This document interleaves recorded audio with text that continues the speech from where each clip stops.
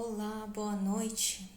Boa noite quem está entrando aqui para assistir a nossa live de segunda-feira de alguns temas importantes para a prova prática de revalidação INEP. E hoje a gente vai falar sobre a sutura, né? Já caiu várias vezes essa estação na prova prática de revalidação. Então vamos pegar alguns pontos, né? A maioria das estações cobraram, né, a realização de sutura em si, mas tá travado aí? Pessoal, boa noite. Vocês conseguem me escutar bem?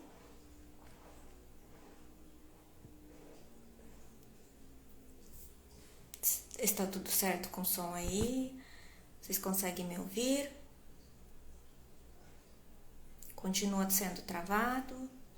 Porque pra mim tá tudo certo. Consegue ouvir, né? Tá ótimo, então. Então, vamos falar sobre a sutura. Primeiramente, sutura é uma técnica de unir os tecidos do corpo seccionados ou ressecados. Maravilha, então. Tá normal o som, né? Ótimo. Os objetivos da sutura que a gente pode destacar aqui são 4, né? É para evitar a infecção da ferida, para promover, para diminuir o tempo de cicatrização, para melhorar a hemostasia e para favorecer também o efeito estético, né? Fechando aquele ferimento. Falando da sutura ideal, a gente tem algumas características que precisamos prestar atenção, né? E executar de melhor maneira para ter uma sutura ótima, ideal, né? Para aquele paciente. Então, vamos falar dessas características. Primeira característica da sutura ideal é a tensão mínima, ou seja, manter a tensão mínima nos tecidos, ela promove melhor cicatrização desse ferimento e também evita que tenha uma deiscência de sutura, uma complicação que pode estar, às vezes, evoluindo, né? É muito importante também observar o número adequado dos pontos, né? Então, o distanciamento de um ponto do outro não pode ser muito grande, nem pode ser muito pequeno. Por quê? O número insuficiente dos pontos, ele pode estar levando a má cicatrização. E os pontos em excesso, quando a gente coloca muitos pontos aí, pode levar a uma necrose tecidual, tá?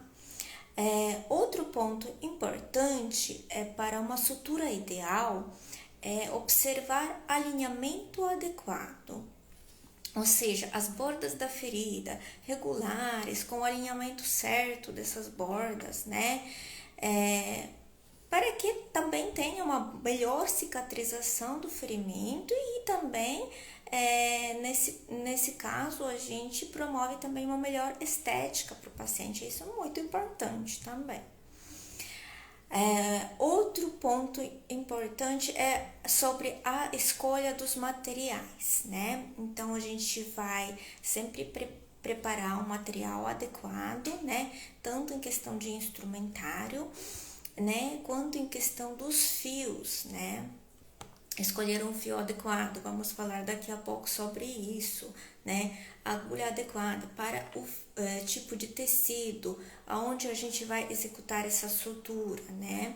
Isso é bem importante também. E outro ponto para uma sutura ideal é a escolha de uma técnica correta de sutura, porque tem várias técnicas de sutura, né? Normalmente, a prova de revalidação cobra uma sutura simples, né? E normalmente eles querem que vocês executem os 3 pontos, pelo menos, 3 pontos simples, né? Realizar 3 pontos de maneira adequada, tá? Mas antes disso, vem ainda a escolha do material. Eles podem estar colocando mais instrumentos aí para você poder escolher os instrumentos certos. Então, o que você vai precisar para sutura, né? Antes disso, você vai precisar realizar uma asepsia, antisepsia adequada, né? E aí você vai precisar pegar alguns instrumentos, que pinça anatômica, dente de rato, né? Tem uns dentinhos aí por dentro. Você vai precisar uma tesoura para cortar o fio, né? E você vai precisar de um porta-agulhas, certo? Para colocar a sua agulha, né? E poder executar esse ponto. Vamos falar sobre os fios um pouco, né?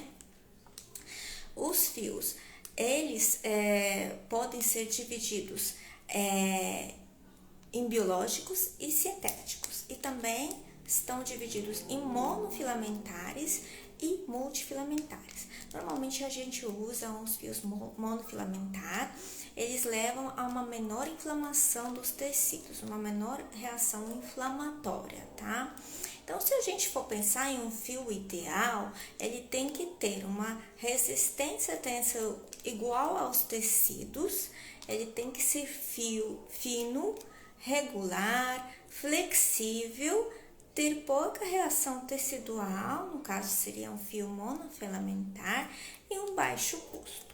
A gente tem os fios absorvíveis e não absorvíveis, e utilizamos de acordo com cada tecido que a gente vai suturar, né?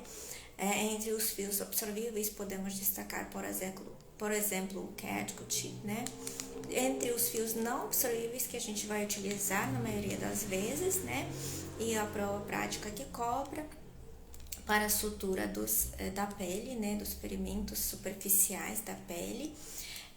A gente vai utilizar o mononylon, são fios sintéticos, né? O prolene. Os fios têm também calibre, tá? Então, é muito importante também saber. Às vezes, a prova até pode estar colocando alguns fios diferentes, né? Então, o calibre deles, ele vai ser definido pelo número de zeros que vem atrás, né?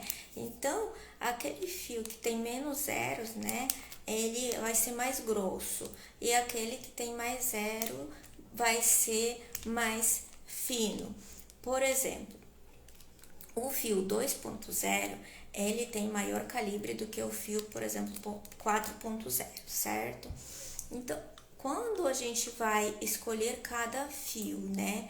Por exemplo, aqueles fios muito finos, de 7, 8 zeros, a gente vai utilizar para fazer sutura, né? Nos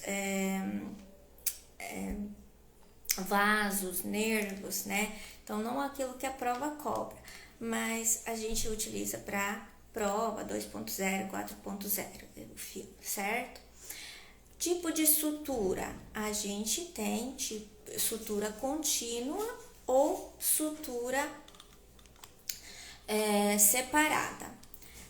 Entre sutura contínua, a gente pode ter uns subtipos, né? Por exemplo, chuleio, né? Chuleio simples, chuleio ancorado, são tipo de sutura contínua. Sutura intradérmica também é uma sutura contínua, né?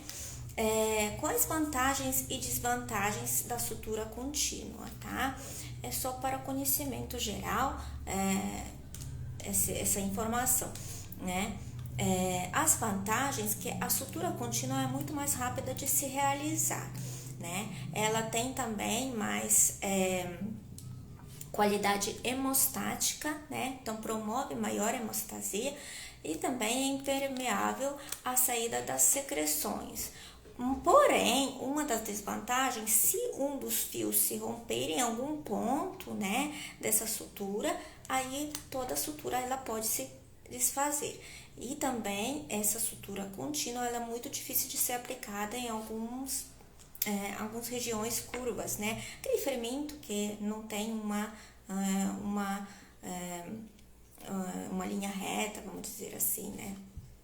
Já a sutura separada, onde cada ponto é colocado separadamente, é o que a gente faz, sutura simples, né? Aqueles pontinhos simples, né? Tem também sutura tipo donut, né? Sutura em X, em U horizontal, né? São suturas separadas.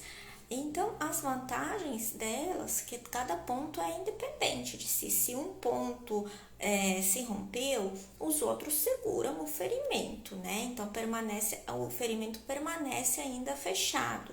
Também essa sutura, ela pode estar promovendo uma drenagem de alguma secreção ainda, né?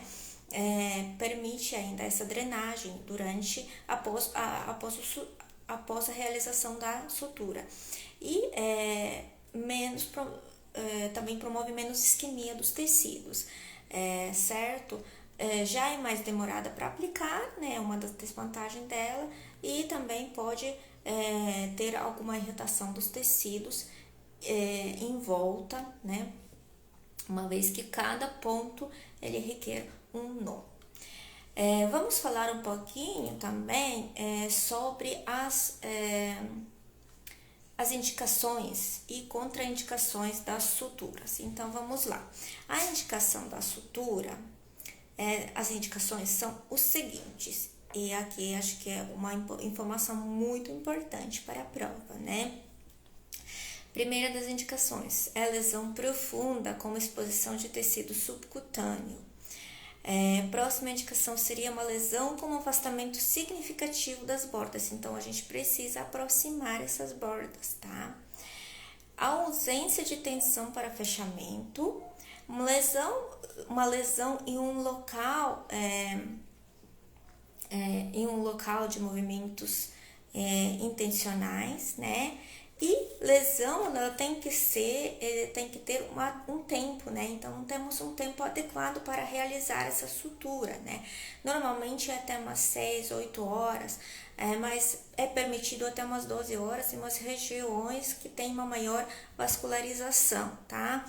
Porque passou disso, não tem o porquê realizar uma sutura, né? A gente vai deixar isso cicatrizar de uma maneira por segunda intenção, né? Contraindicação de sutura. Quando a gente vai contraindicar a sutura?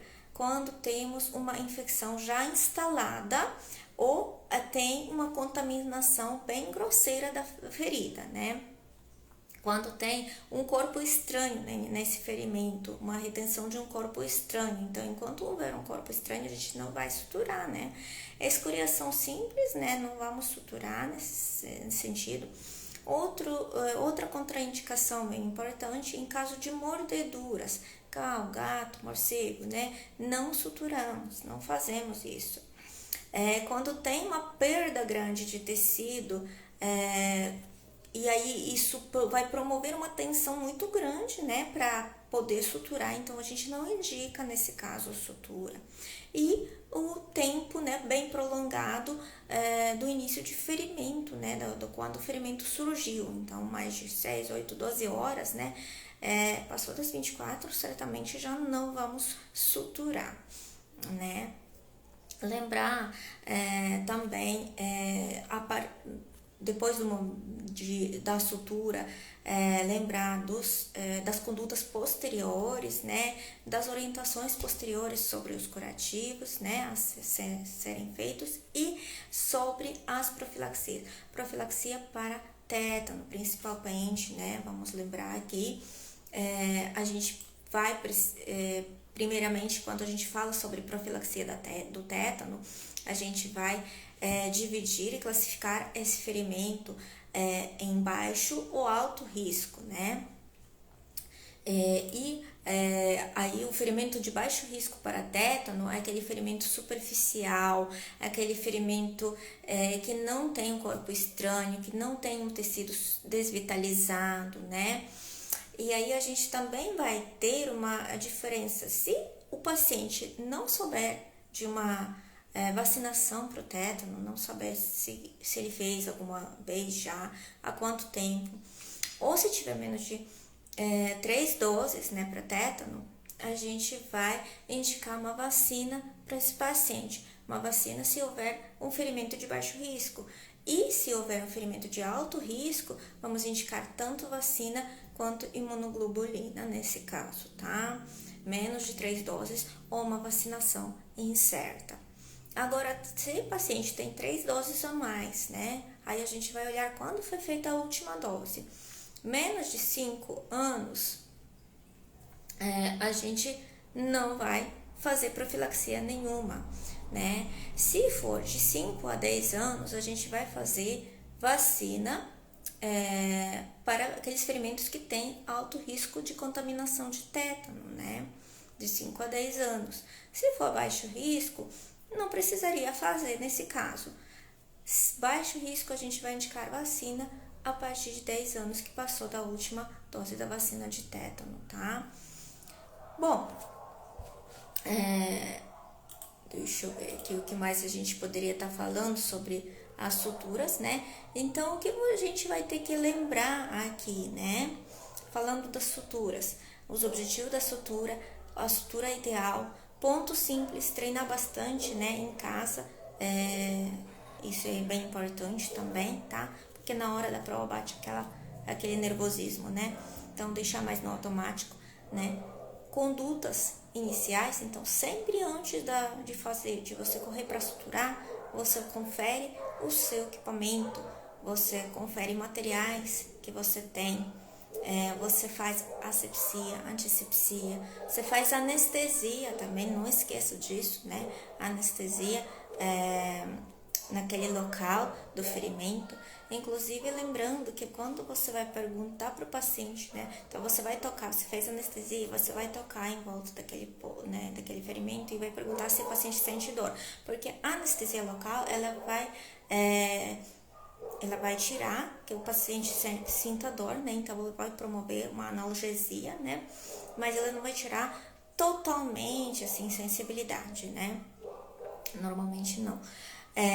Então, lembrar sempre os passos iniciais antes de fazer realização de sutura, né? Na estação prática de prova de revalidação, e lembrar também das condutas posteriores, as profilaxias, as orientações, quando que vai tirar ponto esse paciente, normalmente 5, 7 dias, né? Vai depender muito de localização também, tá?